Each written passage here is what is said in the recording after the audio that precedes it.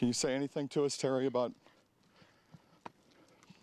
just your life here, and if has anything changed at all as far as cooperating with police? This is Kyron Horman's stepmother, Terry, less than 2 weeks ago in Roseburg, where she went to escape Portland in the spotlight in the search for Kyron. She was the center of the investigation into the 7-year-old's disappearance, the one who brought him to Skyline School, the last place he was seen.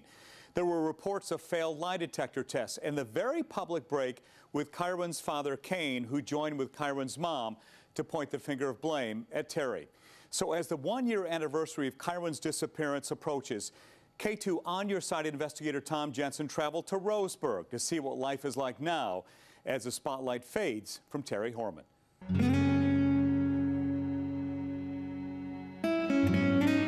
It's the town where Terry Horman grew up. Roseburg isn't much larger than it was when Terry graduated from high school or when she first married. But Terry's life in Roseburg is much different now. Tonight on Nightline, holding out hope, a little boy with a big smile disappears from his own school, and the massive search effort becomes a criminal investigation. She has not been called a suspect. Desiree and your husband are saying that you know where Kyron is. Do you know? But Terry is at the center of a nationwide search for her missing stepson. Neighbors say Terry now rarely leaves the home where she grew up. Kyron's biological mom, Desiree Young, drove to Roseburg in February, asking businesses to shun Terry Horman and requesting neighbors to constantly question her about Kyron. We know that Terry blamed Kyron for her failing marriage and wanted him out of her life. She put everything in writing. She had a severe, severe hatred for Kyron. Young put up Kyron flyers in Roseburg. Here we are making a turn into Terry Horman's neighborhood. And right on the corner here are 2 posters with Kyron's picture on them. They're just a few blocks from her home, but we saw only a handful of flyers around Roseburg.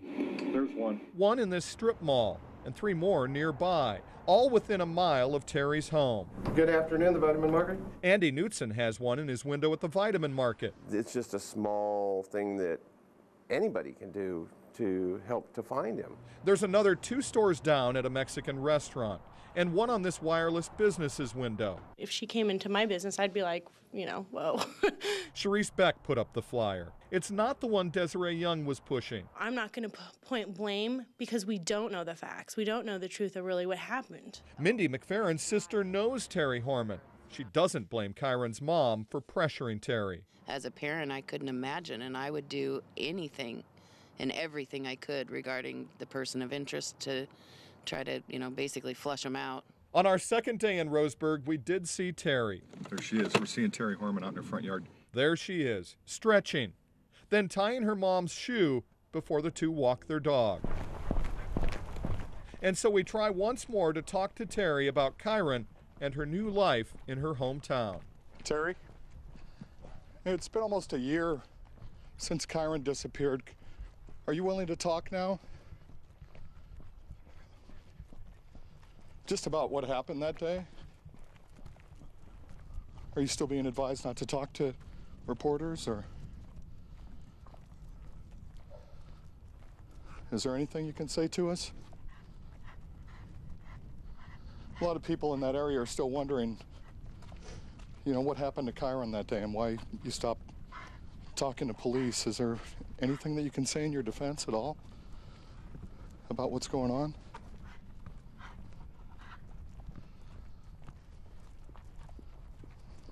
Your attorney's still advising you not to talk? Can you tell us what you're doing in Roseburg? Are you working anywhere now? Without passing judgment, Terry's neighbors wonder why Kyron's stepmother has been so silent and absent from the searches for Kyron. If it was my little boy, I wouldn't give up looking for him. I wish that she would come forward. All we can do is just keep praying for the family. On June 4th, it'll be a year since Kyron disappeared. The people leaving messages and signs here at Kyron's Wall of Hope and the people still talking about it in Roseburg are not the only ones keeping the discussion alive.